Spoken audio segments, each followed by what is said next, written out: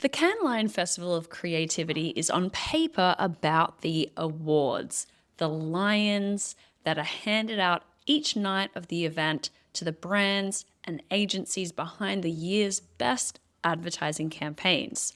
The week all builds up to the film category on Friday, the headline moment that closes out the festival. Now, the typical audience for this podcast doesn't usually hang around for that one.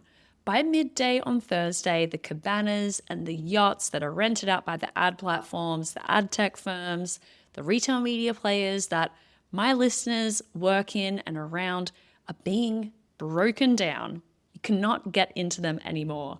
And the road back to Nice airport fills up with commerce media people nursing hangovers and heading home to sleep through the weekend. They leave a full day and a half before the brands who came to celebrate creativity get their big finish. We're out of there. In fact, Creative Commerce, which is the Lion Award named for the thing that all these people actually do, was awarded on Thursday night, June 25th. Most of the commerce media crowd was on the highway, if not on a plane by then. Now, this isn't a new observation. I'm certainly not the first to make it. The brands that post up in the Palais, where the festival programming and the creative showcases exist, they are quite a world away from the retailers, the vendors, and agencies who are sweating it out up and down the strip.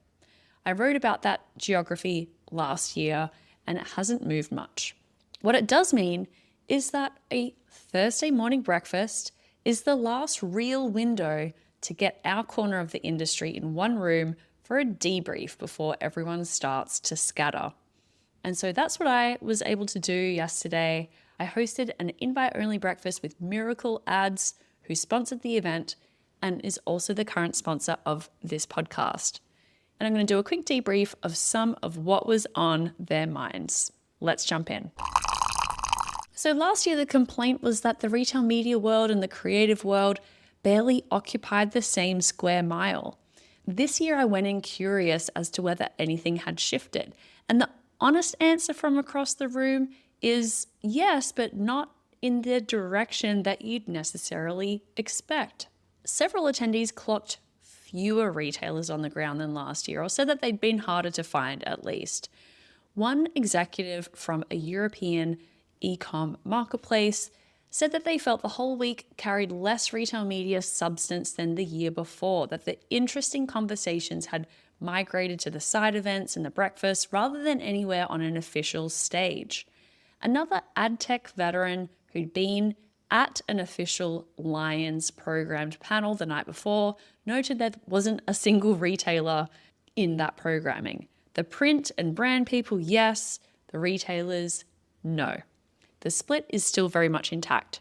But then there was one exception that I noticed and I've talked about a couple of times elsewhere, which is Dollar General Media Network. Dollar General Media Network, headed up by Austin Leonard, brought its CMO to Cannes. It was the first year that Dollar General attended Cannes as a media network, and Austin brought his CMO along to see what this whole thing really is. Now, that is a small data point, really an N of 1, but it does point somewhere. Bringing the CMO is a way of telling the broader organization that retail media isn't a side hustle bolted onto the P&L. It's part of how the company shows up to its brand partners. When the media team needs to fund something that'll move the business, whether that is better enterprise plumbing, a deal to get a big advertiser over the line, leadership now understands retail media well enough to put money behind it. Now, one retailer doing this doesn't close a divide, but it does show a retailer that is treating Cannes as a place to plant a flag. Now, what was new this time was a sharper conversation about the in-store retail media space and the screens themselves. Here's the reality. Not every screen is a real media asset. A retailer can order a pile of displays, bolt them to a wall, and discover that they've built something that brands don't really actually want to appear upon, much less buy on. the wrong brightness, the wrong placement, no thought to whether the content actually suits the environment and the geography that it is living in. The bar for a screen that a brand will pay to show up on is higher than, hey, we've got a screen. Do you want to buy media for it? This is what context is all about, and context decides the job. One retailer who was at the breakfast is wary of in-store screens precisely because the format, if it did its job too well, would stop shoppers in their tracks in a store that is really designed around speed and throughput. Versus a pharmacy chain sees it the opposite way. People sit and wait in their stores, in the pharmacy waiting areas, so a screen catches genuinely idle attention.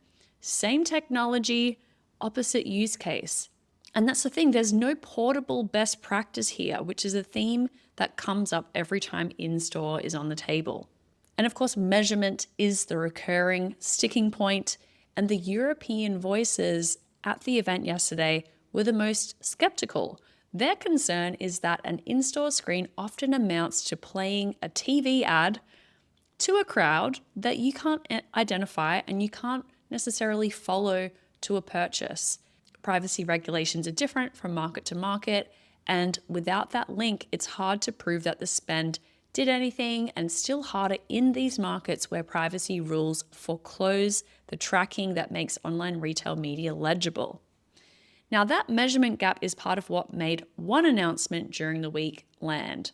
Mirakl Ads, the sponsor of this event and the sponsor of this podcast, and Broadsign, Mirakl and Broadsign announced a partnership that lets advertisers buy and measure online and in-store ad inventory through one campaign brief, with Mirakl Ads powering the network and Broadsign handling the in-store delivery. The integration is slated for Q3, with beta testing now underway. Whether unified buying meaningfully closes the in-store measurement gap is the open question, but the demand for someone to try is real, and the room really felt it. But one of the most interesting things from the week wasn't a screen or a stack. It was a piece of content.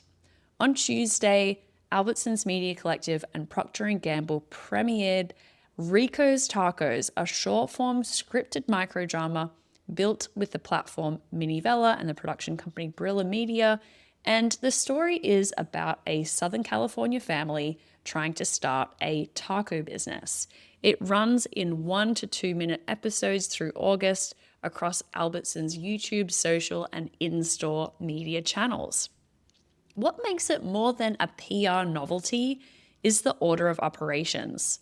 The shopper insights from Albertsons Media Network shaped the creative at the outset, informing the story, the audience, the brand fit, rather than getting bolted on afterwards to target and measure a thing that had already been made.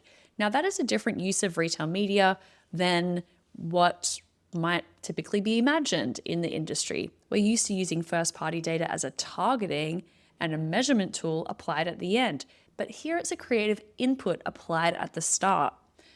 I'll reserve a full review for when I've actually watched the thing. I haven't had a chance, even though it's a few days later, because produced branded content really lives or dies on whether it's any good.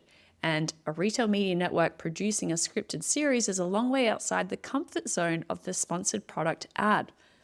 But it's a real attempt to make retail media creative that isn't frankly the stuff that bores everyone.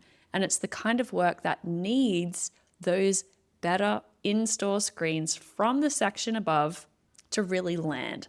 That's content built for the format and not a static ad that is shrunk down to fit the pixels. So where does this leave us? The divide cuts both ways now. Retailers are inching toward the brand world's territory, bringing CMOs, producing real creative content and treating Cannes as a stage rather than a sales floor. And the brand and creative world keeps backing into commerce, whether it shows up to claim its lion on Thursday night or not. Two different crowds that left last year's festival barely overlapping are slowly working the same problem from opposite ends.